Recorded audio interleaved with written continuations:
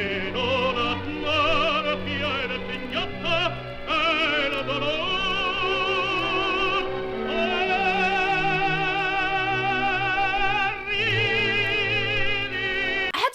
Because it is the coolest scene with Miguel O'Hara. Him having vampirism or being bitten by a vampiric spider. I'm not really sure, but I think that him being part vampire, part Spider-Man really fits with his psychology of having this burden that he has to carry that no one else can truly understand. Just breathe.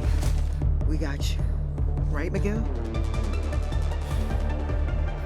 That one little tiny sigh, him hunching his shoulders, really shows the weight, the burden that Miguel carries. He has to make these life and death decisions that are going to affect everyone else around him, especially when you're not really sure what is the right thing to do. Because of all of the things that he's been through in the past, it makes these decisions even more weighted. I don't know how to fix this. Yeah. Well, join the club. We see a lot of his harshness, but this softness is because, one, she's doing it on her own, and two, she doesn't know how to fix this. That's exactly how Miguel feels also. He's not sure if he can fix the mistakes that he's made either. And so because of that, he doesn't want to leave her alone. Many of us, especially when we've made a decision that has caused a lot of pain, it makes us much more trepidatious and sometimes much more ardent in our beliefs. We want to be able to do the right thing. And sometimes that makes the pendulum swing so that we become even more steadfast and kind of black and white with the way that we look at things. That makes things so much easier if there were just rules to follow. But unfortunately, rarely in life are there rules that are so black and white. My name is Miguel O'Hara. I'm this dimension's one and only Spider-Man, but I'm not like the others. I don't always like what I have to do, but I know I have to be the one to do it. He's running a team, not just a small team, but it's a team of other superheroes. When you have to make decisions that deal with life and death every single day, sometimes that can kind of harden you. I don't think that very many of us can really understand the pressure, the burden, and the weight that that causes on someone. Because if you start to question every single decision, that can cause that decision paralysis. We know that if you have a choice of more than 3 options, you can often become frozen. If you've ever stood in front of 100 different sets of cereal and you haven't tried them all, and you have to make that choice, sometimes you can get frozen in place. Having a set of rules that are clear-cut and easy to follow makes making those decisions much easier. And so what can often happen is you lose some pieces of your humanity because you have to. If you have to make decisions that risk people's lives, you can't become overly attached to them. And so we end up getting these 2 parts of Miguel. We see some glimpses of that soft part of him, of who he used to be, and this much more rigid person that he feels he has to be in order to right a wrong. This team is his way of trying to fix the mistakes of his past. I've given up too much to stop now. You see, and that's a really dangerous scenario. When you feel that you've gone in so far that you cannot pull back, that means that even if there are some inklings that there might be a better way or a different way, that you won't change your mind. That's that cognitive dissonance. If you were wrong, then that means everything else that you've done, all the sacrifices that you've made, are for nothing.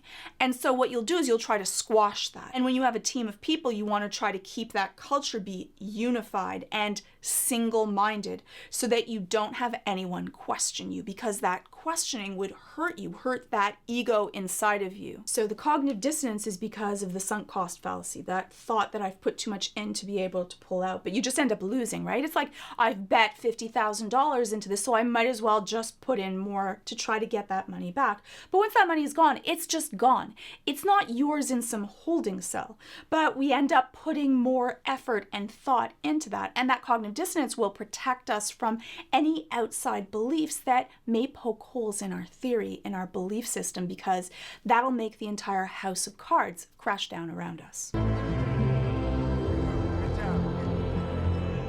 The whole point of being Spider-Man is your independence. It's so sad to see Miguel O'Hara as so happy, and then that lifting of the veil to see how he actually feels on the inside, to see that possibility of who he was in another world, in another experience. For many of us, when we've gone through something that's very tragic, it changes us. It becomes something else that we end up wearing. And often, for many times, it's something that we just wear on the inside, that people don't know the kind of trauma that we deal with. I think that that's why we need to be really careful when we engage with other people, because even though you see them, you don't really know all of the turmoil or hurt or pain that someone may have gone through or dealt with already. Yeah, look at this. I'm trying to hold a serious adult conversation here. You know, you're the only Spider-Man who isn't funny. We're supposed to be funny. He might have been funny if not for the tragedy that he's had to go through. To be jovial, that takes so much more effort. He has so much of a burden of all of these traumas that he's carrying with him. You can understand how he doesn't have the bandwidth to be able to be jovial or funny or entertain others. All of these kind of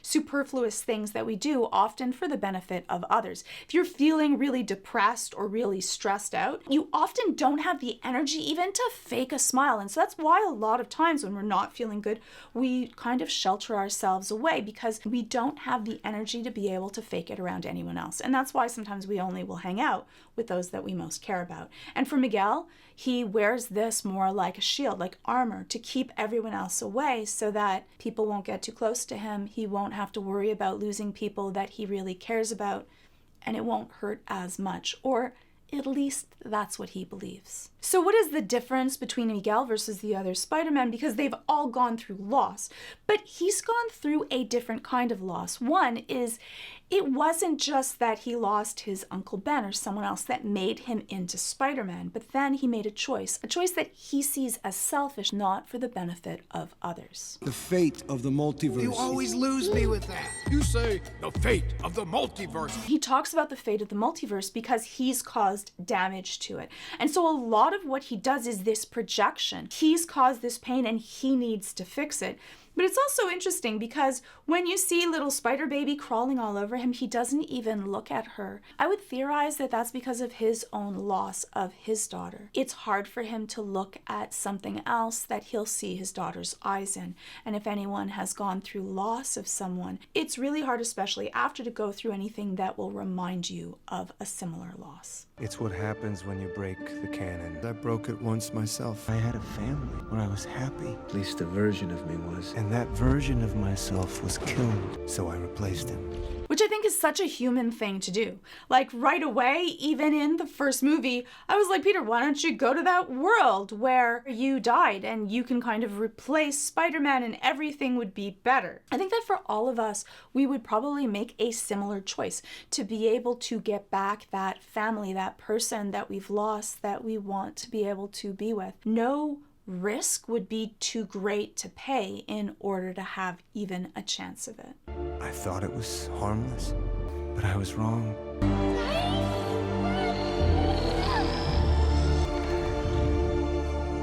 And for Miguel, it's so damaging to him because it isn't just a universe that was destroyed because of this. This wasn't even a world that was destroyed because of this. His decision caused his little girl to be eradicated.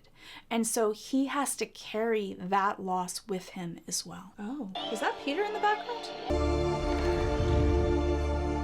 Isn't that right, Peter? Yeah, Peter's there. Peter was there. It was funny because I didn't really realize why he said, "Isn't that right, Peter?" But that Peter was there to be able to witness this is interesting. I wonder if Peter did the same thing. I don't know. Break enough canon, save enough captains, and we could lose everything. And so then you end up trying to right a wrong that there isn't really an amount of things that can heal this kind of wound. We often try to heal a wound outwardly by doing things that we think will make a difference, whereas we also need to heal it internally, our own feelings of guilt and hardship and pain and damage. You can find your own way to deal with that, but I would say therapeutically is one of the more effective ways to be able to deal with it. But talk therapy or even a cognitive behavioral therapy isn't for everyone. You can find your own way also. We all want to live the life we wish we had. I have tried. And the harder I tried, the more damage I did.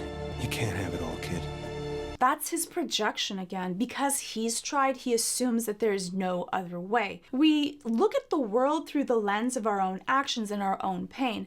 And often we feel like because I've tried everything, that means there are no other options. I'm going to now apply my rule upon everyone else. But sometimes we need to be able to think outside of the box so we don't get stuck in our own damage, in our own hurt, and have that paint everything that we see around us. It's difficult though, because if you look at different options or you find out that you were wrong, everything else, all of your actions after that to try to right or wrong that that's wrong also, can often cause us so much emotional pain. We will want to block everything out so that we can still be right. So our mind often lies to us, and it can do so very effectively. Being Spider-Man is a sacrifice. That's the job. That's what you signed up for. And that's his deflection, his defense for all of his actions. That being Spider-Man is about sacrifice. So allowing people to die because that's the way that it should be means it's not as bad. And it's kind of an answer for even the stuff that he has done. Miles gives that question of maybe it's wrong though. You can't ask me not to save my father. I'm not asking. The problem is that once you've created that culture and you're used to being a leader and everyone underneath you always says yes, and those that will say no you get rid of or push away, it becomes that us or them. You are with us or you are against us. In group psychology, especially in large organizations, it's actually really important to have dissenting views, to look at differing opinions. Fortunately, these days, it seems like everyone kind of blocks out opinions that are different than theirs because it's emotionally easier for us. But does that mean that it's actually healthier for us? And does that mean that we will make better decisions? No, we don't. I'm not asking. We let him leave, he'll only do more damage. If he really thought that he was wrong, I think that it would just stop him. I think that he would crumble. But I think also he spends so much time in his work, in his planning, in hardening himself and keeping away the emotions because he doesn't want to deal with that pain. We often block off our pain and kind of put it into a cupboard and cover it with other things and hope that it will go away. But it's just going to come back at a later point because the box never goes away. And so he has this mission that gives him purpose and he puts all of his energy inside of it. And a lot of people do that so that they don't have to think about anything else because of how hurtful that will be, how painful that would be. You can see by what a polarized decision he makes all on his own to be able to lock up Miles, someone that actually hasn't caused a threat. He just believes that he's a threat. And so we end up with these blinders that there can be only one way that leads us along a path that if it's the wrong path, we become that thing that we're fighting against. And sometimes we're so blind to the mission that we don't even realize it as it happens. And you can see with the Stanford experiment where people became more and more stuck in their roles that they were playing, even though they were just playing a role. Now think about if someone has gone through a trauma that's really damaged them, and because of that they have to make things right. They have to make sure that the pain that they went through no one else goes through, and they believe that they've found the way. And then you can become an extremist for your views, and no other view can be right than yours because it becomes your identity. It becomes the thing that gives you purpose. And identity politics, when politics becomes who you are, becomes really damaging because if anyone else insults or questions that politics, it actually hurts you. This belief is actually you that gets hurt, not the belief system. And so if you ever have a belief that is so close to you that thought or idea becomes questioned, it emotionally hurts you. That's when you may want to take a step back and question, why are you so strong in this belief system? Not all of those are wrong, of course, but it should give you a little bit of that red flag of maybe I should look into why I have such strong beliefs in this area. Who do you think you are? Really? My name is Miles Morales. Which really shows Miles being able to come to his own. If you haven't seen my video on Miles Morales and his journey, you can check it out in the link. I don't know, it'll be somewhere. It'll be somewhere on the screen that you can take a look at it. You're the original anomaly! For Miguel to be this angry at Miles to blame him as he's the original anomaly, that he's the cause of all of this. This is his projection. He's blaming Miles for the pain that he's dealing with. He's blaming Miles for the pain of the decisions that he's made. If he keeps Miles in check and he fixes it, he's going to be able to pay that penance for the things that he's done. So much easier to blame Miles for this than to blame himself for the actions that he's caused. And so often we have a placeholder where we put all of our anger, all of our rage, all of our anxiety. And that's a safe space, because if he let out all of the pain, he might break down, or he might yell at the other people that are on his team that he can't. And so sometimes when you're yelling at one person, usually it's those that we love, that we feel safe and that we trust because they're going to take it and not leave us. It's actually because someone else, a boss or someone we've worked with, that's actually hurt us. And so you want to be careful if you have all of this built up anger and resentment inside of us, because it's often those that we care most about that end up taking the brunt of it. Would have stopped the collider before it ever went off, and none of this would have happened. And all this time, I have been the only one holding it all together. So he's projecting out all of this anger, and he's also saying that he's the only one that's holding it together. And that's not even true, right? Like, whenever someone says something that is factually untrue, why do they have to do that? He's carrying this burden because he wants to, but he has a team of people that are working really hard to be able to do it. But he's placing all of this upon himself. That's because of all of the trauma that he's gone through and his need to have to fix it, his need to be able to feel that responsibility, because there's nothing that he can do that will actually be able to bring his daughter back or the world that was destroyed because of his choice that he made. Well, he can unleash his rage at the placeholder for this anger, and he can feel justified in doing it. He can do something and let out all of that anger and hate on someone that no one's going to question him. They are noticing that, oh, wait a second, maybe he's gone too far. Maybe this anger, this pain is starting to take over from him, and he's no longer thinking rationally. Because when we're really angry or frustrated, the part of our brain that deals cognitively with choices, thinks through our actions, is chemically turned off. So we're much more limbic, more primal, and that also fits with him being part vampire, part spider. Primal, beastly kind of reactions that are within him. I'm not coming. You're right. We are supposed to be the good guys. We are.